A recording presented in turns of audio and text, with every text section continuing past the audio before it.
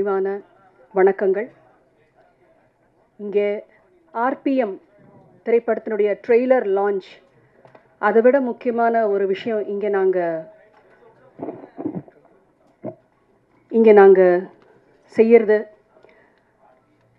உடலால் மற்றும் மறைந்த ஒரு அருமையான ஒரு கலைஞன், ஒரு நடிகனுடைய முதலாம் ஆண்டு நினைவஞ்சலியை இன்றைக்கி நாங்கள் நினச்சி அவருடைய ஆப்சன்ஸை நாங்கள் ப்ரெசன்ஸாக நினச்சி ஃபீல் பண்ணி செய்கிற ஒரு இம்பார்ட்டண்ட்டான ஒரு ஈவெண்ட் தான் இன்றைக்கி. இந்த நாளை விட ஒரு ஆப்டான ஒரு சரியான ஒரு நாள் இந்த திரைப்படத்தினுடைய ட்ரெய்லர் லான்ச்சுக்கு இதை விட ஒரு கரெக்டான ஒரு நல்ல நாள் எங்களுக்கு பெருசாக தோணலை. அதனால் இன்றைக்கி இந்த ஈவெண்ட்டை நாங்கள் ஆர்கனைஸ் பண்ணியிருக்கோம். எங்களுடைய வேண்டுதலின் பேரில் வருகை தந்திருக்கும் எல்லாருக்கும், முக்கியமாக சீஃப் கெஸ்ட்னா இதை விட ஒரு ஆப்ட் சீஃப் கெஸ்ட்டு எங்களால் கூட்டிகிட்டு வர முடியாது. பாலாஜி சார் நடித்த ஒரு ஃபிலிமுக்கு அப்படி ஒரு கலைஞனை பெற்ற அவருடைய தாய் ராஜலட்சுமி அம்மா அவர்களுக்கு எங்களுடைய பணிவான வணக்கங்கள். வருக என்று வரவேற்கிறோம். மேலும் பாஸ்கர் அண்ணா அவர்கள், எனக்கு அவரை பாஸ்கர் அண்ணான்னு தான் நான் கூப்பிடுறேன். he's actually a multifaceted person working in various industries, education, agri and mainly into film production also. So Bhaskar அண்ணா அவர்களை வருக என்று வரவேற்கிறோம். அப்புறம் முக்கியமாக மீடியா நண்பர்கள், சகோதரர்கள், பத்திரிகை நண்பர்கள், சகோதரர்கள், உங்கள் அனைவரையும் பணிவன்புடன் தாழ்மையுடன் வருக என்று வரவேற்கிறேன். நான் முதல்ல டேனியல் பாலாஜி சாரை இயக்குனர் பிரசாத் பிரபாகர் சார் அவர்கள் டேனியல் பாலாஜி சாரை வீட்டுக்கு போய் அவங்கள பார்த்து இந்த ஃபிலிமுக்கு கன்ஃபார்ம் பண்ணி இது பண்ணப்போ அப்போ தான் என்னை பற்றி இன்ட்ரடியூஸ் பண்ணாங்க. ஸோ நான் அவருக்கு as a part of the movie making அவருக்கு நன்றி சொல்கிறதுக்காக, சார் எங்கள் படத்தில் நடிக்கிறதுக்கு நீங்கள் சம்மதிச்சதுக்கு உங்களுக்கு எங்களுடைய மனமார்ந்த நன்றி அப்படின்னு அந்த நன்றி சொல்கிறதுக்காக வீடியோ காலில் அவரை சந்திக்கக்கூடிய ஒரு தருணம் தான் எனக்கு கிடைச்சிது. இப்போ வீடியோ காலில் உங்களை நீங்கள் பாடுறீங்க, உங்களை பார்த்துருக்கேன் நான், எனக்கு உங்கள் பாட்டெலாம் நான் நிறைய கேட்டிருக்கேன், ரொம்ப சந்தோஷம் சார். சரி இவ்வளோ பாடுறீங்க, நான் கேட்குற பாட்டு உங்களால் பாட முடியுமா அப்படின்னாரு. சார் கண்டிப்பாக சொல்லுங்கள் சார், தெரிஞ்சால் கண்டிப்பாக இப்போவே பாடுறேன் சார் அப்படின்னு. அவர் முதல்ல என்கிட்ட கேட்டது, நம்ம தண்ணீர் படத்தில் வர எம்எஸ்வி சார் அவர்கள் இசையமைத்த சுசிலாமா அவர்கள் பாடிய கண்ணான பூமகனே கண்ணுரங்கு சூரியனே அப்படிங்கிற பாட்டு உங்களுக்கு தெரியுமான்னு கேட்டார். ஆக்சுவலாக அந்த பாட்டு நான் நிறைய கேட்டு வளர்ந்துருக்கேன், ஆனால் பாட்டு எனக்கு பாடுறதுக்கு எனக்கு பாடம் இல்லை. நான் சொன்னேன், சார் மன்னிக்கணும், நீங்கள் ரொம்ப ஒரு அழகான பாட்டு கேட்டிருக்கீங்க, ஆனால் இந்த பாட்டை நான் கற்றுக்கிட்டு ப்ராக்டிஸ் பண்ணிவிட்டு உங்களுக்கு கண்டிப்பாக நான் நேர்லேயே உங்களுக்கு நான் பாடி காமிக்கிறேன் அப்படின்னு சொன்னேன். அப்படியா, சரி வேற ஒரு பாட்டு சொல்கிறேன், அது பாட முடியுமா அப்படின்னாரு. என்ன பாட்டு சார் சொல்லுங்கள். சிங்கார வேலனே தேவா பாட தெரியுமான்னு கேட்டார். அது நல்லா தெரியும் சார் சொல்லிவிட்டு உடனே வீடியோ காலில் நான் சிங்கார வேலனே தேவா பாடி முடிச்சு அவருக்கு ரொம்ப சந்தோஷமாக இருந்தது. அதாவது நான் அவருடைய பேக்ரவுண்டில் என்ன, அவர் எப்பேற்பட்ட ஒரு நடிகர், திறமைசாலி, அதில் எந்த ஒரு மாற்று கருத்துமே கிடையாது. பயங்கரமான திறமைசாலி. சினிமா நுணுக்கங்களை பற்றியும் நடிப்பு திறன்களை பற்றியும் ஸ்க்ரீன் ஸ்பேஸை எப்படி ஏன்னா பாலாஜி சார் ஒரு ஸ்க்ரீனில் வராருனாவே கம்ப்ளீட்டாக கேப்சர் பண்ணிவிடுவார். அது நெகட்டிவிட்டி ரோலாக இருக்கட்டும், எதுவாக இருக்கட்டும், மோஸ்ட்லி அவர் நடித்ததெல்லாம் வில்லன் கேரக்டர்ஸ் தான்.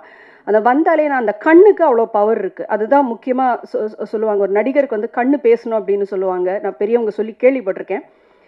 அந்த மாதிரி அந்த பாட்டு அவர் பின்னாடி இருக்கிற அவர் உட்காந்துட்டு இருந்த ரூமில் ரொம்ப சிம்பிளாக இருந்தது.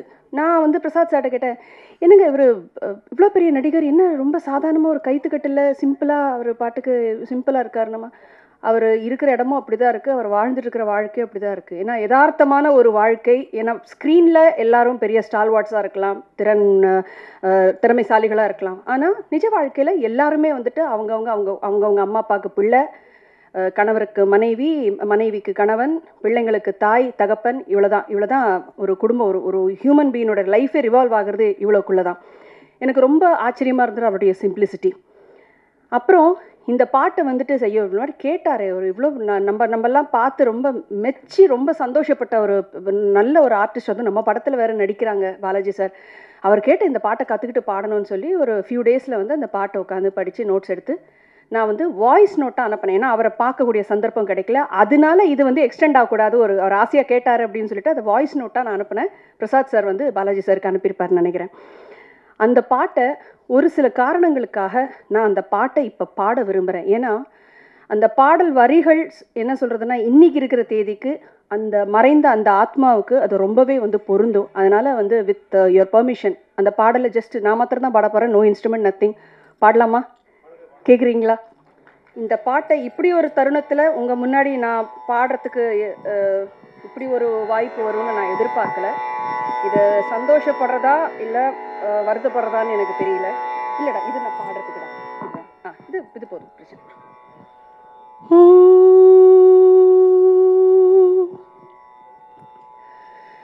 கண்ணான பூமகனே, கண்ணுறங்கு சூரியனே, கண்ணான பூமகனே, கண்ணுறங்கு சூரியனே, ஆத்தா அழுத கண்ணீராக பெருகி வந்து தொட்டில் நனைக்கும் வரை, உன் தூக்கம் கலைக்கும் வரை, கண்ணான பூமகனே, கண்ணுறங்கு சூரியனே, கண்ணுறங்கு சூரியனே, கண்ணுறங்கு சூரியனே.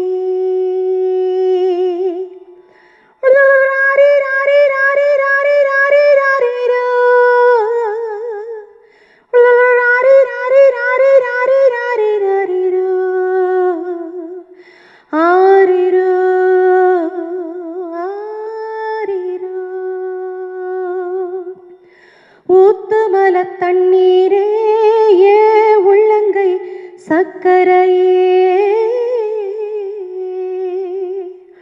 ஊத்துமல தண்ணீரே, ஏ உள்ளங்கை சக்கரையே,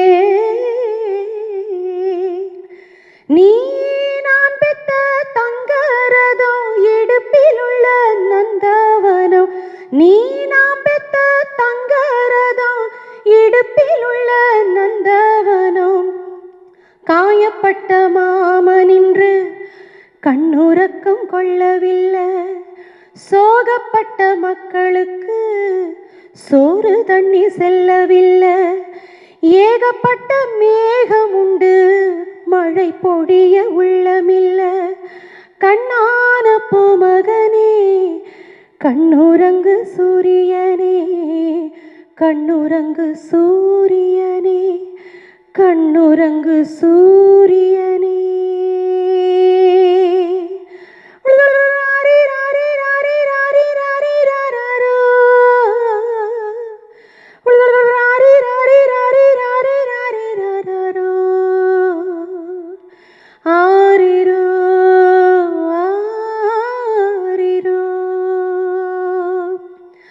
கால் முளைச்ச மல்லிகையே, நான் கண்டெடுத்த ரோசாவே, கால் முளைச்ச மல்லிகையே, நான் கண்டெடுத்த ரோசாவே, நீ தேன் வச்ச அத்தே பழம், முத்தம் தரும் முத்துச்சரம், தண்ணி தந்த மேகமின்று இரத்தத்துளி சிந்துதடா, காத்திருந்த பானைக்குள்ளே கண்ணீர் துளி பொங்குதடா, வீட்டு விளக்கெறிவதற்கு கண்ணீர்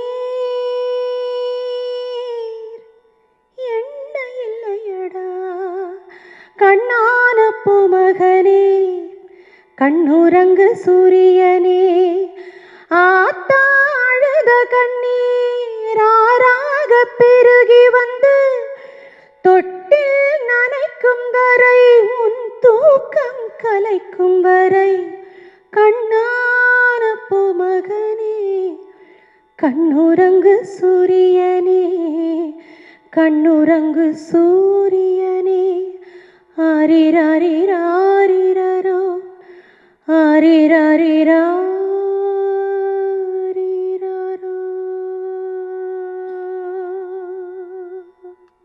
வாழ்க்கையில் வந்து ஒரு சிங்கருக்கு வந்து, பாடகர்களுக்கு வந்து, இன்னும் நான் வந்து இந்த தமிழ் மண்ணில் பிறந்த ஒரு பொண்ணு, எனக்கு எம்எஸ்வி சாருடைய பாடல்களோ, இளையராஜா சார் அவர்களுடைய பாடல்களோ, ஜி ராமநாதன் அவர்கள்லேருந்து இன்றைக்கி ஏஆர் ரகுமான் சார், அனிருத் சார் எல்லாருமே வந்து இதெல்லாம் வந்து it is a part of culture.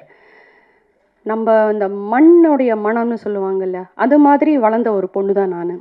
எனக்கு பல பாடல்கள் எனக்கு மெமரிஸ். சில பாடல்கள் முக்கியமாக வந்து எஸ்பிபி சார் மறைவுக்கு அப்புறம் எனக்கு வந்து பல பாடல்கள் கேட்குறதுக்கே ஒரு மாதிரி பயமாக இருந்தது. எந்த பாடல்லாம் வந்து தூங்கும் போதும், நடக்கும் போதும், உட்காரும் போதும், வண்டி ஓட்டும் போதும், பிள்ளைகளோட விளையாடும் போதும், குடும்பத்தில் இருக்கும் போது கேட்டு கேட்டு நான் வளர்ந்த பாடல்கள். ஒரு சில பேருடைய மறைவுக்கு அப்புறம் வந்து அந்த பாடல்களை கேட்க முடியாமல் போயிடும். ஏன்னா சிங்கர்ஸ் பொறுத்த வரைக்கும் இதெல்லாம் நாஸ்டாலஜிக் மூமெண்ட்ஸ். அதில் அழகான மெமரிஸ் இருக்குது, ரொம்ப துக்கமான மெமரிஸ் இருக்குது. இந்த ஒரு மெமரியை, இந்த பாடலை நான் எப்படி அழகான ஒரு பாடல்ன்ற சேர்க்கறதா இல்லை துக்கமான மெமரியில் சேர்க்கறதான்னு எனக்கு தெரியல. எனிவேஸ், எனக்கு வந்து இவருடைய மறைவு, any artist for that, any ஒரு நல்ல ஒரு கலைஞன், மக்களுடைய மனதில் இடம்பெற்ற கலைஞர்கள், அவங்க வில்லனாக நடிக்கிறாங்க, ஹீரோவாக நடிக்கிறாங்கங்கிறது முக்கியம் இல்லை. நடிப்பு துறையில் எப்படி அவங்களுடைய நடிப்பை நடிச்சிருக்காங்க, அவங்களுடைய தொழிலை எப்படி நல்லா பண்ணியிருக்காங்க. அது பாடகராக இருக்கட்டும், நடிகராக இருக்கட்டும், இயக்குனராக இருக்கட்டும், பாடல் ஆசிரியராக இருக்கட்டும், யாராக இருக்கட்டும், அந்த மாதிரி மக்கள் மனசில் இடம்பெற்று இருக்கக்கூடிய ஒரு நடிகர் தான் டேனியல் பாலாஜி சார். எனக்கு ஆக்சுவலாக அவர்கிட்ட வந்துட்டு அந்த வீடியோ காலில் நான் பேசினப்போ கூட அவர் ரொம்ப ஜாஸ்தி சிரிக்கல. அவர் ரொம்ப கம்மி தான் எனக்கு சிரிச்சது. இன்ஃபேக்ட் அவருடைய ஃபோட்டோ வந்துட்டு கேட்டது கூட அவர் சிரித்து இவ்வளோ அருமையாக முழுசாக நல்லா சிரித்த ஒரு ஃபோட்டோ, அந்த ஃபோட்டோ தான் எங்களுக்கு வேணும்னு சொல்லி அவங்க குடும்பத்தினர்கிட்டேருந்து கேட்டு நாங்கள் வாங்கினோம். ரொம்ப ஒரு காமான ஒரு பர்சன். ஷோபனா ஆல்ரெடி சொன்ன மாதிரி, ஆனால் பார்த்தா டெரராக இருக்கும். ஷூட்டிங் ஸ்பாட்டில் கூட வந்து எனக்கு அவர்கிட்ட பேசலாமா வேண்டாமா, சார் காஃபி சாப்பிட்றீங்களா, சார் டீ எதாவது சாப்பிட்றீங்களா, சாப்பாடு எப்படி இருந்தது, எதாவது குறைகள் இருக்கா, எதாவது தேவையா, எல்லாம் கேட்குறதுனா கூட எனக்கு ஒரு பயம். ஆனாலும் பேசுவேன், தைரியமாக போய் பேசுவேன். வேண்டாம் மேடம், தேங்க்யூ, இப்படி தான் சொல்லுவார். இந்த ஷெல்லுக்கு உள்ளே வந்துட்டு வேற ஒரு பாலாஜி சார் ஒருத்தர் இருக்கார். இங்கே ஷெல்லுக்கு வெளியில் இருக்கிறது டேனியல் பாலாஜி அவர்கள், அந்த ஷெல்லுக்கு உள்ளே இருக்கிறது பாலாஜி சார் அவர்கள். ரொம்ப ஒரு கான்ட்ராஸ்டிங் பர்சனாலிட்டின்னு தான் நான் சொல்லுவேன். படத்தில் ஒரு நடிகரை பார்க்குறதுக்கும் நிஜ வாழ்க்கையில், அவங்களுடைய யதார்த்த வாழ்க்கையில் அவங்கள பார்க்குறதுக்கும் நிறைய வித்தியாசங்கள். அவர் இவ்வளோ தூரம் ஆன்மீகத்தில் சிறந்து இருப்பாருன்னு சொல்லிட்டு ஒரு தேடுதல் இருக்கும் அவருக்குன்னு நாங்கள் எதிர்பார்க்கவே இல்லை. அது மாத்திரம் இல்லாமல் இந்த படம் ஷூட்டிங் நடந்துகிட்டு இருக்கும்போது அதிகமாக வந்து ஈஸ்வர் கிருஷ்ணாவோடையும் சாருகேஷ் அவர்களுடையும் அவர் அதிகமாக பேசியிருக்காரு. அது மாத்திரம் இல்லாமல் அவர் கூட ரன்னிங் கேரக்டராக வந்துட்டு இருந்த பாபு அவர்களோடும் முத்து அவர்களோடும் அதிகமாக அவர் வந்துட்டு பேசியிருக்கிறாரு. அப்போவே வந்து ஈஸ்வர் கிருஷ்ணா கிட்டக்க அவர் சொல்லியிருக்கிறாரு, இதுதான் என்னுடைய கடைசி படமாக இருக்கும், இதுக்கப்புறம் நான் பரிபூர்ணமாக ஆன்மீக வழியில் தான் போகிறதா இருக்கேன். இதில் என்னென்னா, மனுஷன் எவ்வளோ சம்பாதிச்ச காசும் வந்து ஒரு ஒரு அருமையான ஒரு கோயிலை வந்துட்டு கட்டுறதுக்காக யூஸ் பண்ணியிருக்காரு. அவர் வந்து பயங்கரமான ட்ரெஸ் போட்டுலாம் நாங்கள் வந்து பெருசாக ஆடம்பரமாக ட்ரெஸ் பண்ணி நான் பார்த்தது கிடையாது. அட்லீஸ்ட் இந்த ஆர்பிஎம்மோட ஜேர்னியில் அட்லீஸ்ட் நான் சொல்லணும்னா, சாதாரணமாக ஒரு வேஷ்டி வீட்டில் இருக்கும்போது சாதாரண ஒரு வேஷ்டி கட்டிட்டு தான், ஒரு பனியன் போட்டுட்டு தான் அவர் இருந்திருக்காரு. That's contrast thing. அண்ட் முக்கியமாக இந்த டைரக்டர் பிரசாத் பிரபாகர் சார் அவர்களோட பாலாஜி சாருக்கு நாங்கள் செட்டிலேயே சொல்லிப்போம். பிரசாத் சாரெல்லாம் நாங்கள் கிண்டல் பண்ண ஆரம்பிச்சிட்டோம். பிரசாத் சார் வந்து எதாவது சீன் பற்றி எக்ஸ்பிளைன் பண்ணுறதுக்கு கொள்றதுக்கு எதாவது வந்தானாக்கா, ஷபா வந்துட்டிங்களா சொல்லுங்கள், இப்படி தான். ஸோ அந்த ஷபாங்கிறத நாங்கள் சொல்லி எங்களுக்கு இதெல்லாம் பயங்கரமான ஒரு ஹாண்டிங்கான மெமரிஸ் ஆகிடுச்சு. ஹியூமராக இருந்த ஒரு விஷயங்கள்லாம் வந்து ரொம்ப ஹாண்டிங் ஆக ஆரம்பிச்சிடுச்சு. ரக்தூல் அங்காள பரமேஸ்வரி அம்மன் கோவில் தான் அவர் ஆவடியில் வந்து கட்டியிருக்கிற கோவில். ரொம்ப அழகான கோவில். உங்களுக்கு கோவில் போகிற பழக்கம் இருக்கிறவங்களுக்கு கண்டிப்பாக ஒரு தடவை போய் விசிட் பண்ணுங்கள். இவரை பற்றி நான் ரெண்டே விஷயம் மாத்திரம்தான் நான் சொல்லணும். நான் சின்ன வயசில் சில படங்கள் நடித்தேன். அதுக்கப்புறம் வளர்ந்ததுக்கப்புறம் அதிகமாக ஒன்றும் படங்களில் நான் நடிக்கலை. சொல்லப்போனால் பாட்டு மேலே ரொம்ப கான்சன்ட்ரேஷன் இருந்து படம் வந்து அந்த அளவுக்கு நடிக்கலை. நான் இந்த படம் நடிக்கும் போது எனக்கு பொறுத்த வரைக்கும் நான் ஏதோ ஒரு சில படங்கள் நடித்தேங்கிற எந்த ஒரு அனுபவம், ஒரு கான்ஃபிடென்ஸ் எதுவுமே எனக்கு கிடையாது. நான் ஃபஸ்ட்டு டே செட்டுக்கு வரும்போது டைரெக்டாக பாலாஜி சார்கிட்ட சார் உங்கள்கிட்ட ஒன்று கேட்கணும். என்ன மேடம் சொல்லுங்கள். சார், நீங்கள் நடிக்கும் போது நீங்கள் எப்படி பர்ஃபார்ம் பண்ணுறீங்கிறத பார்க்குறதுக்கு எனக்கு நீங்கள் அனுமதி கொடுக்கணும்னு கேட்டேன். அது எதுக்கு நீங்கள் பார்க்கணும்? இல்லை சார், நான் வந்து நீங்கள் தான் ஏற்கனவே நடிச்சிருக்கீங்களே. சார் இல்லை சார், அவ்வளோ பெரிய வார்த்தையெல்லாம் சொல்லாதீங்க, உங்கள் முன்னாடி அந்த வார்த்தையை சொல்கிறதுக்கெலாம் எனக்கு எந்த தகுதி இல்லை, நான் கற்றுக்கிறேன், என்னை ஒரு ஸ்டூடெண்ட்டாக நினச்சி ஜஸ்ட் அட்லீஸ்ட் நீங்கள் பர்ஃபார்ம் பண்ணுறதை எனக்கு பார்க்குறதுக்கு அனுமதி கொடுங்க. சரி பாருங்கள். ஸோ பல ஷார்ட்ஸ் வந்து அவர் எப்படி ஒர்க் பண்ணார், எப்படி, ஏன்னா ஸ்க்ரீனில் ஒரு நடிகருடைய ப்ரெசன்ஸை, அந்த பர்ஃபார்மன்ஸை பார்க்குறது ஒரு விஷயம், சாதாரணமாக இருப்பார். ஆனால் அந்த ஆக்ஷன்னு சொன்னதுக்கப்புறம் அவருடைய கண், அவருடைய பாடி லாங்குவேஜ் அந்த கேரக்டருக்குள்ளே அப்படியே வந்துடுவார். இது ஒன்று. ரெண்டாவது நான் பகிர்ந்துக்கணும்னு நினைக்கிற ஒரு விஷயம், இந்த படத்தில் ஈஸ்வர் கிருஷ்ணா அவர்களும் இங்கே இருக்கிற தயா பிரசாத் பிரபாகர் அந்த அவங்களுக்கும், இவங்க 2 பேருக்கும் வந்து இது டெபியூ ஃபிலிம். முதலாக இவங்க வந்து ஃபுல் ஃப்ளெஷ்டாக ஒரு ஃபிலிமில் அவங்க நடிக்கிறாங்க. இவங்ககிட்ட எப்படி அப்ரோச் பண்ண போகிறாரு அப்படின்னு சொல்லிட்டு எனக்கு பார்க்கணுன்னு ஒரு ஆர்வம். தயா பிரசாத் அவர்களோட வந்து காம்பினேஷன் சீன்ஸ் நிறையா பாலாஜி சாருக்கு இருந்தது. அண்ட் ஈஸ்வரும் இதே மாதிரி தான் வந்து நடிக்கும் போது, ஃபஸ்ட் டே வந்து ஈஸ்வர் நடிக்கும் போதே வந்து டென்ஷன், பயங்கர ஒரு படபடப்பு. ஈஸ்வர் என்னென்னலாம் ப்ரிப்பேர் பண்ணிட்டு வந்தாரோ, கற்றுட்டு வந்தாரோ, டோட்டலாக அங்கே மறந்தாச்சு. அப்போ இவர் ஒரே வார்த்தை சொன்னார், தம்பி நடிக்கும் போது பயப்படக்கூடாது. இன்னொன்று, நீங்கள் நடிக்கும் போது நான் டேனியல் பாலாஜி கிடையாது, நான் ஒரு சாதாரண இந்த கேரக்டருக்கு உள்ள ஒரு மனுஷன். அந்த கேரக்டரை மாத்திரம் நீ பார்த்தா போதும், உன்னுடைய வேலையை நீ கான்ஃபிடென்ட்டாக தைரியமாக நீ பண்ணு அப்படின்னு ஒரு டெபியூ நியூ கம்மருக்கு அவர் கொடுத்த உற்சாகம், அது எனக்கும் ஒரு படிப்பினையாக இருந்தது. தயா பிரசாத்துக்கு வந்துட்டு அவங்க நடிக்கும் போது பல ஷார்ட்ஸில் வந்து இது இப்படி தான் இருக்கணும், ஃப்ரேம் இப்படி தான் பார்க்கணும், கண் இப்படி இருக்கணும் அப்படின்னு சொல்லி நிறைய வந்து அவர் வந்துட்டு சொல்லி கொடுத்தாரு. இதெல்லாம் வந்து இதெல்லாம் பல பெரிய நடிகர்கள் வந்துட்டு ரொம்ப கற்று தேர்ந்தவர்கள் நிறைய பேர் பண்ணுறாங்க. ஆனால் இது சில பேர் வந்துட்டு நான் இதுக்கு இது தலையணும், அவங்க எப்படின்னா அவங்க ஃபிலிம் அவங்க நடிக்கிறாங்க எப்படின்னா போட்டோன்னு சில பேர் இருக்காங்க. ஆனால் அந்த ஒரு பர்ஃபார்மன்ஸ் கொடுத்து, இப்போ ஈஸ்வர் கிருஷ்ணாக்கும் சரி தயாக்கும் சரி அவங்க இந்த படத்தில் நல்லா பர்ஃபார்ம் பண்ணியிருக்காங்கன்னு ஒரு பேர் வரணும்னா அதில் 50% வந்து டேனியல் பாலாஜி சாருக்கு போகும் தான் சொல்லுவேன். 50% டைரக்டர் சார் அவருக்கு போகும்.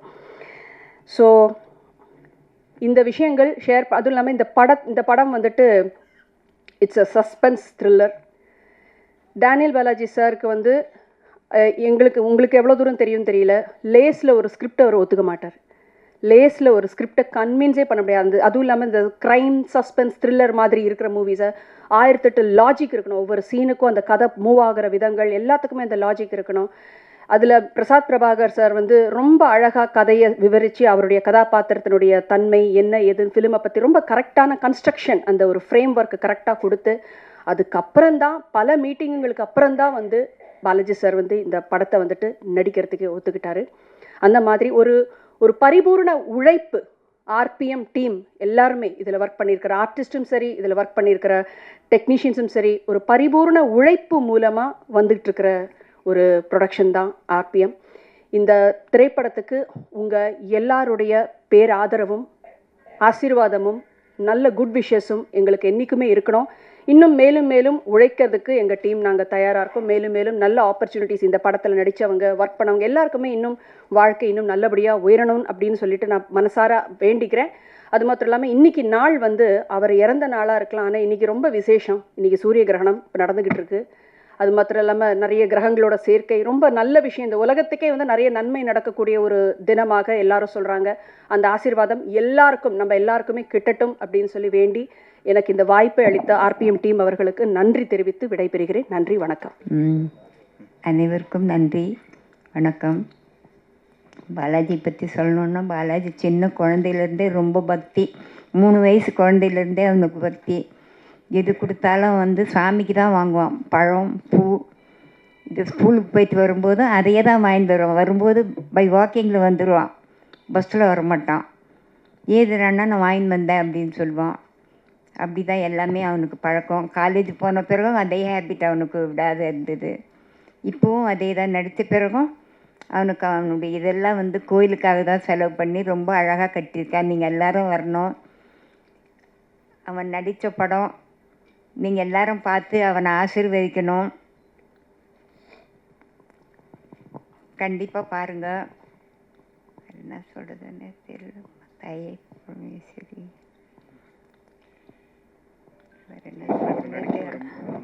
ஆமாம். சார் நடிக்கணும்னு ஆசைப்படுறதுக்கு முன்னாடி உங்ககிட்ட ஏதாவது கேட்டிருக்காங்க? நான் நடிக்க போகிறது உங்களுக்கு விருப்பம் இல்லை. டிகிரி வைஷ்ணவ காலேஜில் டிகிரி முடிச்சதை வந்து ஃபிலிம் இன்ஸ்டியூட்டில் சேர்ந்தான். மெரிட்டில் அது 10 மெம்பர்ஸ்க்கு தான் 1 இயருக்கு நான் சீட்டுங்களா. அதில் மெரிட்டில் ஃபஸ்ட்டு வந்து அந்த சீட் கிடச்சி அது படிச்சுட்டு இருக்கும்போது தான் அவனுக்கு இந்த ஆசையே வந்தது. கௌதம் மேனன் டைரக்டர் அவங்கெல்லாம் ஒன்றா படித்தவங்க. அதுக்கப்புறம் தான் அவனுக்கு இந்த ஐடியா வந்தது. அப்புறம் எல்லோரும் டிஸ்கஸ் பண்ணி சரி இதுன்றதுனால வீடு சின்னதாக இருந்ததுனால வீட்டில் தங்கி இருக்கிறதுக்கு இல்லாத தனியாக இருந்து அவன் ப்ரோக்ராம் பண்ணுறதுக்கு ஆரம்பிச்சது. முதல்ல அவங்க அப்பாலாம் வேண்டாம் வேண்டாம் அப்படின்னு தான் சொன்னார். அப்புறம் இது அடி பார்ப்பேன் இது அடி பார்ப்பேன்ட்டு வேட்டையாடி விளையாடு பார்த்த பிறகு அவருக்கு கொஞ்சம் சந்தோஷம் வந்தது. நீங்கள் ஸ்ட்ரிக்டான அம்மாவா? நீங்கள் ஸ்ட்ரிக்டான அம்மாவாக இருந்திருக்கீங்களா? இல்லைப்பா. இல்லையா? இல்லைம்மா. ஆ, குழந்தைங்க இஷ்டம்தான். அவரோட இஷ்டம் தான் எல்லாமே. ஆமாம். கண்டிப்பாம்மா, அவர் எப்பவுமே உங்கள் கூட தான் இருக்காரு. ஸோ இந்த படம் மூலியமாகவும் சரி, இனி வரும் நாட்கள் அவரோட படங்கள் இன்னிக்கோ வர யங்ஸ்டர்ஸ் நிறைய பேர் அவரை வந்து ரோல் மாடலாக எடுத்து இந்த மாதிரி வில்லனாக நடிக்கணும் அப்படின்றத எவ்வளோ பேர் கொண்டு வந்திருக்காங்க. அதை அவர் நமக்காக விட்டுட்டு போயிருக்காரு. அது ரொம்ப அழகாக ஒரு அம்மாவாக நீங்கள் இத்தனை வருடமாக அவரை அந்த வளர்ப்பு தான் எல்லாத்துக்குமே ஒரு சக்ஸஸ் அப்படின்னு சொல்லுவோம். ஸோ ரொம்ப ரொம்ப நன்றிம்மா. Thank you so much. அவர் கடைசி கால 5 நாளைக்கு முன்ன ஆ, என்னுடைய ப்ராப்பர்ட்டி எல்லாம் வந்து எனக்கு சின்ன மகன் இருக்கான், அவனுடைய பையன் இருக்கான், ராகவேந்திராவுக்கு தாம்மா எல்லாம். இன்னும் இது பேசுகிறானே அப்படின்னு சும்மா அவனே அப்சர்வ் பண்ணிட்டு இருந்தேன். வேறு ஒன்றுமே நினைக்க தோணல. எந்தெல்லாம் அவனுக்கு தாம்மா எந்தெல்லாம் அவனுக்கு தாம்மா அப்படின்னா வெற்றிமாறன் டைரக்டர் சொன்னார், என்னடா இந்த பர்த்டே வந்து உனக்கு கிராண்டாக செலிப்ரேட் பண்ணலான்னு இருக்கிறோம், என்ன சொல்கிறேன் நான் இருக்க மாட்டேனே அப்படின்னு அவர் சொன்னார். அதை அவன் இதுக்கு வந்தப்போ எஸ், அவர் சொன்ன மாதிரி ஒரு விஷயந்தான். அவர் அப்போ வீட்டில் மட்டும் செய்யலை, அவர் இறந்த பிறகு தான் நிறைய இவ்வளோ பேருக்கு அவர் பண்ணியிருக்காரா. பக்கத்தில் போயிட்டு அந்த பைட்ஸாக இன்டர்வியூஸ் எடுக்கும்பொழுது தான் தெரிஞ்சுது இவ்வளோ ஸ்டூடெண்ட்ஸை படிக்க வச்சுருக்காரா அப்படின்றது வந்து நிறைய பேருக்கு படிப்புன்றது ஒரு மிகப்பெரிய விஷயம். அது ரொம்ப அழகாக உங்கள் பையன் இன்னைய வரைக்கும் கொடுத்துட்டு இருக்காருல்ல, அதுதான் எல்லாரோட பிளெஸ்ஸிங்ஸோ. சரிங்களா? நீங்கள் கண்டானம் பண்ணப்போ கூட அவருடைய இஷ்டம்தான். அந்த இது இன்னைக்கு நடத்தலான் இருந்தோம், டைம் எங்களுக்கு செட் ஆகலைன்றதுனால நெக்ஸ்ட் வீக் பண்ணலான்னு வச்சுருக்கிறோம். சூப்பர்மா. ஸோ தொடர்ந்து இந்த மாதிரி விஷயங்கள் நிறைய நீங்கள் செஞ்சுட்டே இருக்கணும். நன்றி, ரொம்ப நன்றி. ஒன் மோர் டைம் உங்களுக்கு மிகப்பெரிய நன்றிகள். இந்த விழாவிற்கு நீங்கள் வந்து தான் இன்றைக்கி இந்த விழா முழுமையாக இருக்குது அப்படின்னு சொல்லி ஆர்பிஎம் காஸ்ட் அண்ட் க்ரூ சார்பாக உங்களுக்கு மிகப்பெரிய நன்றிகள்மா. தேங்க்யூ. மாலை வணக்கம்.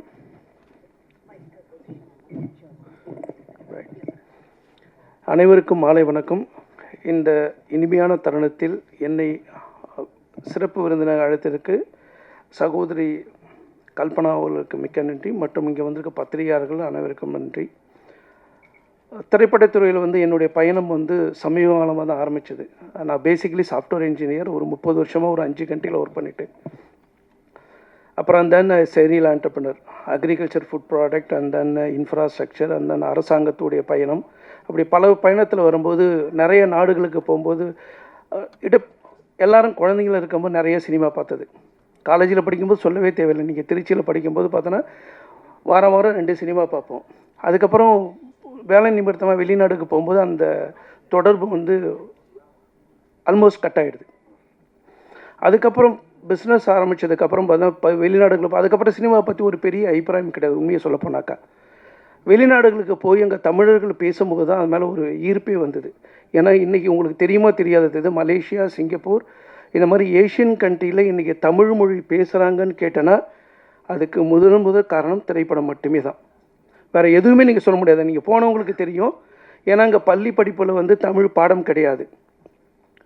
அமெரிக்காவில் மட்டும், நான் அமெரிக்காவில் ஒரு 2 வருஷம் தான். இப்போயும் என்னுடைய அலுவலகம் அமெரிக்காவில் இருக்குது. வருஷத்துக்கு 3 மாதம் அங்கே போவேன். அப்போ தான் ஒரு கடந்த ஒரு 20 வருஷமாக தான் பார்த்தோன்னாக்கா நம்ம பசங்க தமிழ் படிச்சுட்டு இருக்காங்க. அதுக்கு முன்னாடி தமிழ் படிக்கலை. ஏஷியன் கண்ட்ரியில் பார்க்கும்போது பார்த்தோன்னாக்கா தமிழ் கிடையாது. இன்றைக்கி தமிழ்நாட்டுக்கு வெளியில் இருக்கிற தமிழர்கள் தமிழ் பேசுகிறாங்கன்னு சொன்னோன்னா அது திரைப்படம் மட்டும்தான், வேறு எதுவுமே கிடையாது. புக்கு படிக்க தெரியாது. ஆஃப்ரிக்கா பொண்ணு என்னுடைய நண்பர் இப்போ வந்திருக்காரு. அவர் இப்போ ஆஃப்ரிக்கா போகும்போது பார்த்தம்போதெல்லாம் தமிழ் பேசுவாங்க, தமிழ் தெரியாது. எதுக்கு நான் சொல்ல வரேன்னா, திரைப்படத்துறையுடைய ஒரு பக்கம் கான்ட்ரவர்சி சப்ஜெக்டாக இருந்தாலும் இன்னொரு பக்கம் சமூகத்துக்கு என்ன செஞ்சுட்டு இருக்குன்னு இப்போ அந்த கோணத்தில் வரும்போது தான் நான் அந்த இந்தோனேஷியா போயிருந்தேன். நடுவில் ஒரு 2 மாதம் ஒரு 4 மாதம் முன்னாடி போயிருந்தேன். ஒரு பொண்ணு வந்து மிக அழகாக வந்து பார்த்தோன்னாக்கா மாரியம்மன் கோயிலில் வந்து முருகரை பற்றி பாடுச்சு. அந்த நாட்டை சேர்ந்த அந்த 5வது ஜென்ரேஷன். நான் போயிட்டு நல்லா பாடுறேன் மண்ண அப்படி முகத்தை பார்த்தது பொண்ணுமே புரியல. அதுக்கப்புறம் இங்கிலீஷில் கேட்டதுக்கப்புறம் தெரியுது அந்த பொண்ணுக்கு தமிழ் தெரியாது, எழுதவும் தெரியாது, பேசவும் தெரியாது. ஒன்றே ஒன்று ஜென்ரேஷனாக முருகர் பாட்டை சொல்லி கொடுத்தது பாடுது. அந்த பாட்டுக்கு அர்த்தம் கூட என்னன்னு தெரியாது. அப்போ அங்கே சொல்லிட்டு வரும்போது அங்கே நிறைய பேர் தமிழர்கள் இருக்கானவங்களா அவங்கள சொல்லிட்டு வந்து சினிமா போட்டு காமிங்க.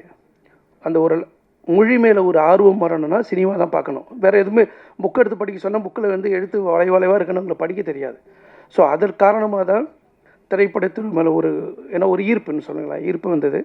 அதுக்கப்புறம் ஒரு திரைப்படம் தயாரித்து கொண்டு இருக்கிறோம். 1வது பார்ட்னர் வந்திருக்கோம். நீங்கள் சொல்லலாம் மீடியா இருக்குது, எழுத்தாளராக இருந்து எல்லாத்தையும் வந்து இதுவும் வந்தது காரணம் என்ன, இன்றைக்கி மொழி மேலே ஆர்வம். அந்த ஆர்வத்தின் காரணமாக தான் சகோதரி அடுத்ததுக்கு வந்து இப்போ உடம்பு சரியில்லைனாலும் இப்போ இதை முடிச்சுட்டு ஒரு ஸ்கூல் ஃபங்க்ஷனுக்கு நான் போகணும். சிறப்பு விருந்தெல்லாம் கொடுத்து பள்ளி மாணவர்களுக்கு வந்து பார்த்தோன்னாக்கா பரிசளிப்பு விழா கொடுத்துருக்காங்க. அதுக்காக சொல்லியிருக்காங்க. திரைப்படத்துறையில் என்னுடைய தாழ்மையான வேண்டுகோள், வெளிநாடுகளில் இருக்கிற வந்து வன்முறையை கொஞ்சம் யதார்த்தம் இருக்கும், எப்பயுமே யதார்த்தம் இருக்கும். காலகாலத்துக்கும் பார்த்தோன்னாக்கா வன்முறை இருந்துக்கிட்டு தான் இருக்குது. முன்னாடி ரொம்ப எக்ஸ்போஸ் ஆகாமல் இருந்தது, இப்போ மீடியா வந்ததுக்கப்புறம் ஹையஸ்ட்டாக எக்ஸ்போஸ் ஆகிட்டுருக்கு. தயவுசெய்து ஓரளவுக்கு குறைச்சிங்க, நல்ல கருத்துக்களை சொல்லுங்கள். ஏன்னா ஒரு மாஸ் மீடியானும் போது அந்த மீடியாவுடைய பவர் வந்து ஈஸியாக ஒருத்தர் மைண்டை டைவெர்ட் பண்ணிட்டு போயிடலாம். ஆனால் நல்லது சொல்கிறதுக்கு வந்து பண்ணோம். ஏன்னா இங்கே இருக்கிற பிள்ளைகளை தாண்டி தமிழ் உள்ளங்கள் வெளியில் குறை பார்த்தோன்னாக்கா ஒரு 70-80 நாடுகளில் இருக்க தமிழ் குழந்தைகளும் யோசித்து பாருங்கன்னு சொல்லி வாய்ப்புக்கு நன்றி கூறி விடைபெறுகிறேன். நன்றி, வணக்கம். படம் மிகப்பெரிய வெற்றி அடையட்டும். அனைவருடைய ஆசீர்வாதமும் வேண்டும் என்று வேண்டிக் கொள்கிறேன். தமிழ் மொழினா அழகான மொழி. தமிழ் கல்ச்சர்னா எனக்கு ரொம்ப பிடிக்கும். நான் தமிழில் பேச ட்ரை பண்ணுறேன். தமிழ் படத்தில் நடிக்கணும்னு ஆசை தானே. நிறைய ஆடிஷன் அட்டன் பண்ணிட்டேன், நிறைய ட்ரை பண்ணிட்டேன். அப்புறம் கடைசியாக கிடச்ச சான்ஸ் தான் ஆர்பிஎம் படத்தில் சான்ஸ் கிடச்சிருக்கேன். ஷூட்டுக்கு போன அன்னைக்கு ஷூட் ஸ்டார்ட் பண்ண அன்னைக்கு தான் எனக்கு டானியல் பாலாஜி சார்கிட்ட நடிக்கணும்னு அப்போ தான் தெரிஞ்சது. ஐயோ, நான் கற்றுக்கிட்டதும் கல்பனா மேம் சொன்ன மாதிரி நான் கற்றுக்கிட்டதும் ப்ராக்டிஸ் பண்ணதும் எல்லாமே மறந்து போச்சு. என்ன பண்ணணும்னு எதுவுமே தெரியல. என்ன கிடச்ச வாய்ப்பு தானே, நம்ம யூஸ் பண்ணலைன்னா என்ன ஆகிடும், அதுவும் பயம் இருக்கு.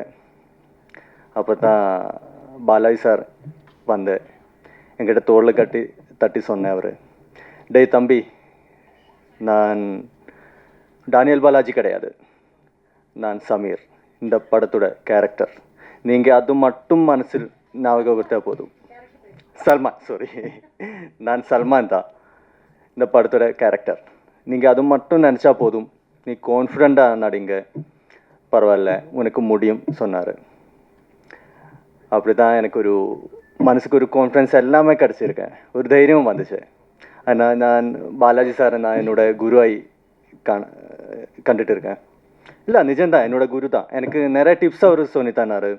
ஆக்ட் பண்ணும்போது ஐ பொசிஷன், இவரோட ஐனா நல்லா செம்மையாக இருக்கும் ஆக்ட் பண்ணும்போதெல்லாம், அது ஃபாலோ பண்ண நிறைய டிப்ஸ். அப்புறம் பாடி லாங்குவேஜ் எப்படி இருக்கணும், ஒரு டைலாக் எப்படி இருக்கணும், நம்ம டைலாக் டெலிவரி எப்படி வேணும், அந்த மாதிரி எல்லாம் நிறைய டிப்ஸ் அவர் எனக்கு ஒரு குரு மாதிரி நின்று சொல்லி தந்தார். அப்புறம் இது நான் இந்த ஃப்ரெஷ்ஷாக வந்து எனக்கு நல்ல ஒரு வாய்ப்பு தந்த director Prasad sir, producer Kalpana ma'am, அப்புறம் நம்ம பாலாஜி அண்ணா, அவருக்கெல்லாம் என்னோட மனமார்ந்த நன்றி சொல்கிறேன். இந்த படத்துக்கு உங்கள் எல்லாரும் சப்போர்ட் தான் தேவை. இந்த படம் மிகவான ஒரு வெற்றி ஆகணும்னு அதுதான் நான் பிரார்த்தனை பண்ணிட்டு இருக்கேன். நன்றி, இதுதான் பேசிட்டு இருக்கேன். எல்லாருக்கும் வணக்கம். தமிழுக்கும் பெரிய வணக்கம். இது என்னோட முதல் சினிமா மேடை.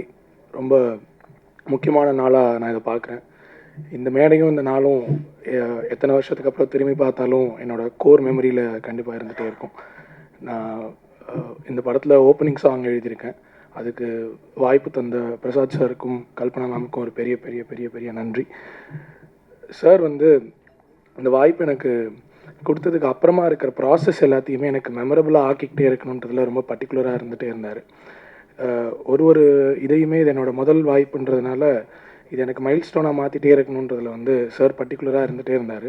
சார் நிறைய சர்ப்ரைசஸ் கொடுத்தாரு. இந்த ப்ராசஸ் எனக்கு எப்பயுமே மைண்டில் வச்சுக்கிட்டே இருக்கிறதுக்கு திரும்ப திரும்ப அதை ரெஃப்ரெஷ் பண்ணிக்கிட்டே இருந்தார். அதுக்கும் ஒரு பெரிய நன்றி சார். உங்கள் எல்லாருக்கும் நன்றி. இந்த படம் கண்டிப்பாக பெரிய வெற்றி அடையணும் அப்படின்றது எல்லாரோட ஆசையாகவும் இருக்குது. உங்கள் எல்லாரோட சப்போர்ட்டில் அது நடக்கும் நம்புகிறேன். ரொம்ப நன்றி. வணக்கம். ஃபர்ஸ்டே சொல்லிக்கிறேன், எனக்கு இந்த மாதிரி ஸ்டேஜ் ரொம்ப புதுசு. ஃபர்ஸ்ட் ஆஃப் ஆல் இந்த வாய்ப்பு கொடுக்க பிரசாத் பிரபாகர் சாருக்கு நன்றி.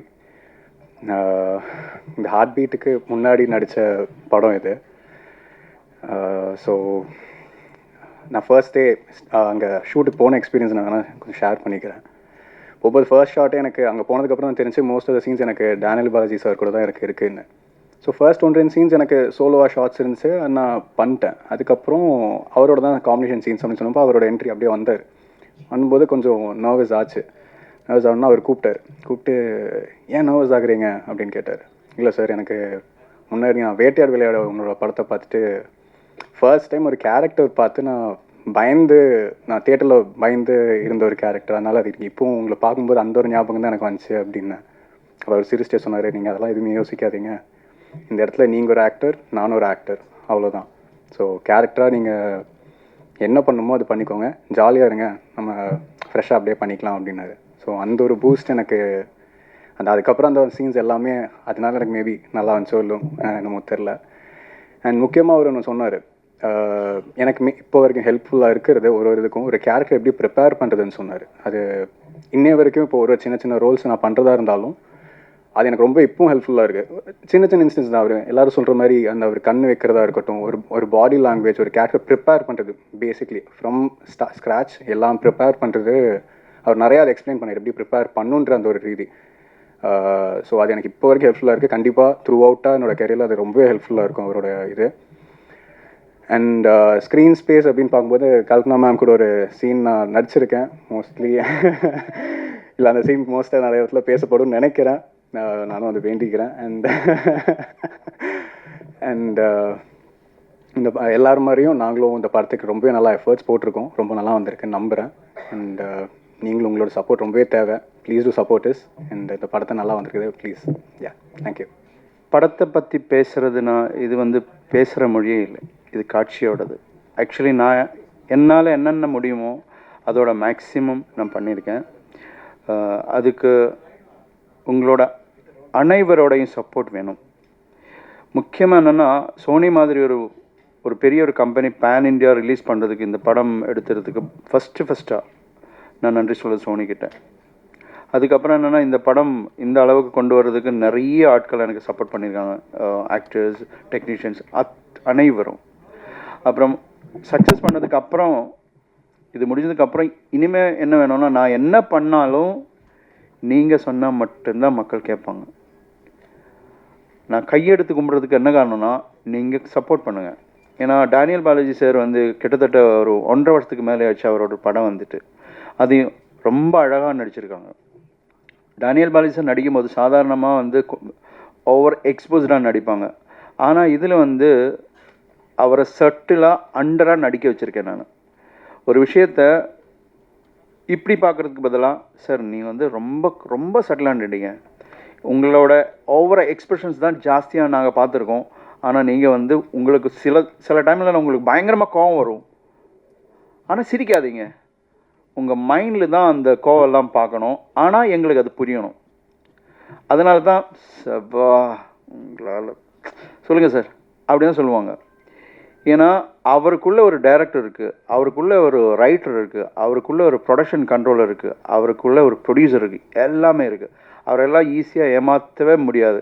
எல்லாமே கேட்பாங்க, நான் எதுக்கு சிரிக்கணும், எதுக்கு இப்போ 2 சீன் அடிக்கணும். என்னோடய அசோசியேட்ஸ் எல்லாம் அவர்கிட்ட பேசுகிறதுக்கு கொஞ்சம் பயப்படுவாங்க. வேற ஒன்றும் இல்லை, ஒரு சீனை சொன்னால் பிஃபோர் என்ன நடக்கணும்னு கேட்பாங்க. ஜஸ்ட் இப்போ நம்ம சீனில் இருக்கிறது என்னென்னா, டேனியல் பாலாஜி சார் கார்லேருந்து வெளியில் வராங்கன்னு வச்சுக்கோங்க.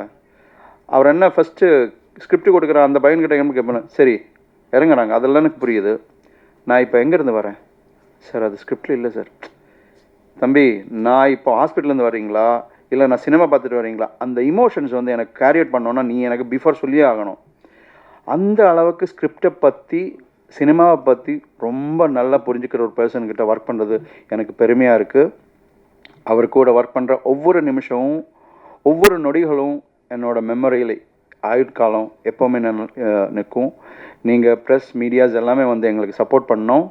ஆர்பிஎம் படம் பெரிய ஒரு வெற்றியாக வர்றதுக்கு உங்களோட சப்போர்ட் தேவை.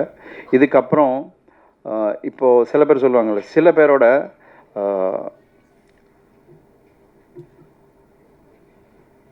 அன்பிரசன்ஸ் தான் நம்ம ப்ரெசன்ஸாக இருக்கும். அவர் இல்லாமல் இருக்கும்போது தான் அவரை பற்றி நம்ம ஜாஸ்தியாக பேசுவீங்க.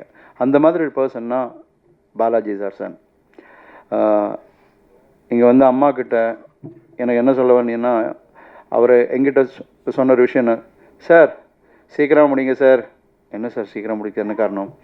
இதுதான் சார் என்னோடய கடைசி படம். என்ன சார் நீங்கள் அப்படி சொல்கிறீங்க? அப்படி கேட்கும்போது என்ன சொன்னேன்னா, சார் நான் ஃபுல்லாக ஸ்பிரிச்சுவலாக இறங்க போகிறீங்க சார் அப்படின்னு தான் சொன்னது. எப்படி இருந்தாலும் அவரோட சார் இங்கே தான் இருப்பாங்கன்னு எனக்கு நம்பிக்கை இருக்குது. சார் படம் நல்லா வந்திருக்கு sir. Thank you so much sir. நீங்கள் வாழ்த்தின மாதிரியே இந்த படம் நல்லா வருவேன்னு படம் கம்ப்ளீட் ஆகிறதுக்கு முன்னாடியே சொன்ன ஒரே ஒரு பர்சன் நீங்கள் தான். நல்லா வந்திருக்கு. Thank you so much. மீடியாவுக்கு நன்றி, எல்லாருக்கும் நன்றி. அம்மா உங்களுக்கு மிகப்பெரிய நன்றிம்மா. Thank you so much.